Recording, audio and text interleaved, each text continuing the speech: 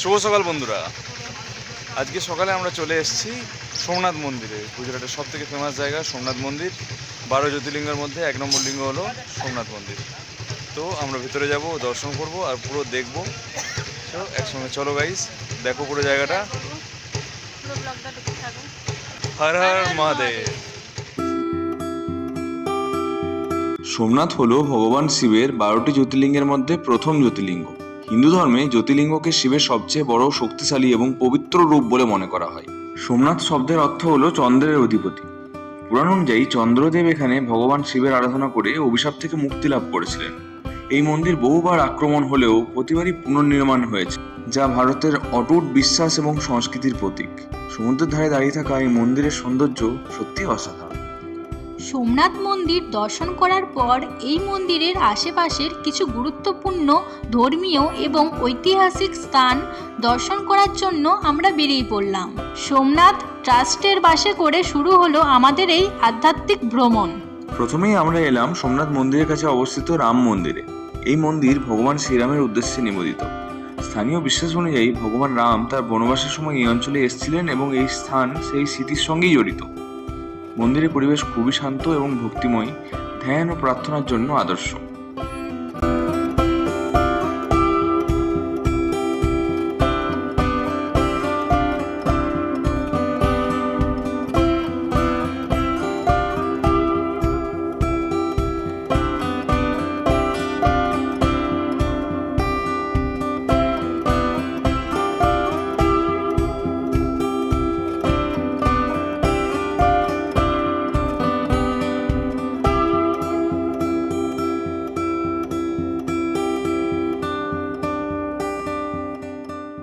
আমাদের পরের গন্তব্য গোলকধাম তীর্থ।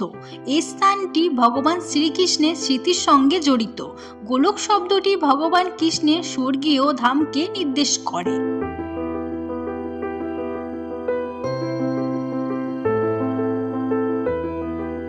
এইখানে এসে মনে হয় যেন আধ্যাত্মিক এক প্রশান্তির জগতে প্রবেশ করেছি।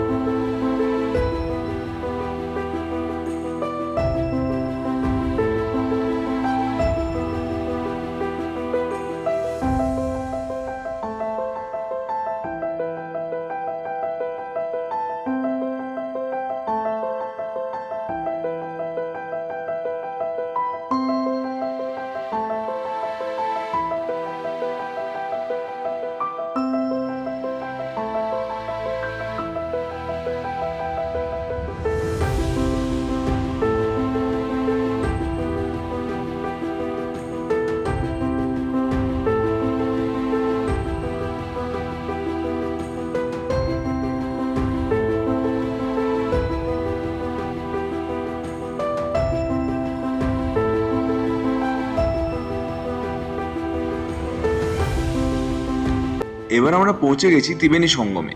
এখানে 3টি নদী হিরণ, কপিলা এবং সরস্বতী মিলিত হয়েছে বলে বিশ্বাস করা হয়। হিন্দু ধর্মে ত্রিবেণী সঙ্গম অত্যন্ত পবিত্র স্থান হিসেবে পরিচিত।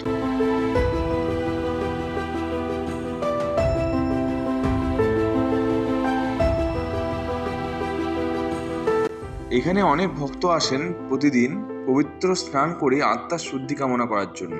এখন আমরা চলে এসেছি বাণগঙ্গা শিবলিঙ্গে। কথিত আছে ভগবান শ্রীকৃষ্ণ তার তীর বা বাণ দিয়ে এইখানে জলধারা বের করেছিলেন, তাই এর নাম বাণগঙ্গা। এই স্থানে অবস্থিত শিবলিঙ্গ অত্যন্ত পবিত্র বলে মানা হয়। চারপাশের পরিবেশ খুবই সুন্দর, শান্ত এবং মনকে ছুঁয়ে যায়।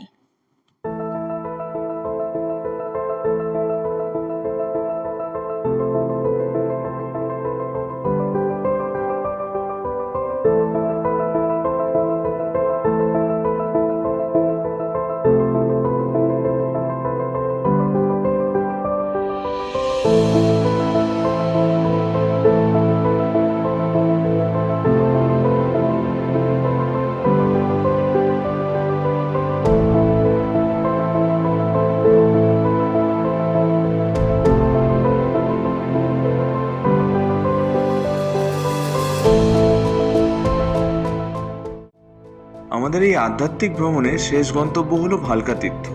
হিন্দু পুরাণ অনুযায়ী এই স্থানে শিকারী জরা ভুলবশত ভগবান শ্রীকৃষ্ণকে তীর নিক্ষেপ করেছিলেন। তারপর এখান থেকেই ভগবান শ্রীকৃষ্ণ তার মানবলীলা সমাপ্ত করেন। এই কারণে ভালকা তীর্থ হিন্দুদের কাছে অত্যন্ত গুরুত্বপূর্ণ এবং আবেগঘন একটি স্থান।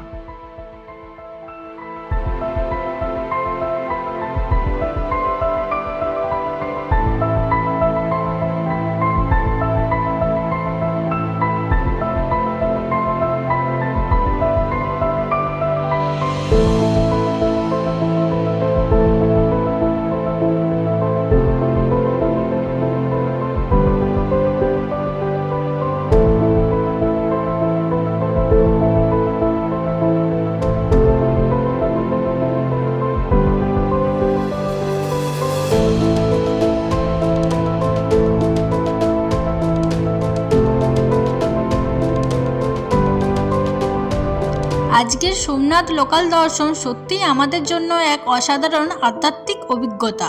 সোমনাথের কাছাকাছি গুরুত্বপূর্ণ স্থানগুলি দর্শন করার পর আমরা চললাম লাঞ্চ করতে। দেখা হচ্ছে পরের ব্লগে।